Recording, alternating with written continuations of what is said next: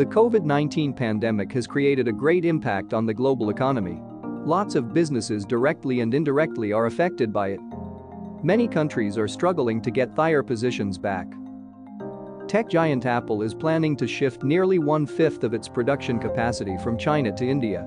As per reports, Apple's senior executives and Indian government's top-ranking officials have discussed the move over the last few days. Since the conflict between US and China is not fair. According to them, examining the possibility of shifting nearly a fifth of its production capacity from China to India and scaling up its local manufacturing revenues to around $40 billion over the next 5 years, say officials familiar with the matter. If this happens, iPhone maker could become India's largest exporter, say experts. They also added that India isn't a big market for Apple, as the company sells only a fraction of its total output in India.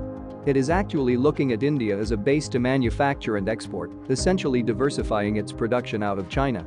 Prime Minister Narendra Modi has met top executives of Apple, Samsung, which kick-started the process of rolling out incentives to attract high-tech manufacturing to India. Until today, India, however, continues to be dependent on China for supplies of other smartphone parts like display panels and camera modules. In addition to that, India is hoping to attract some of these global companies looking to shift from China.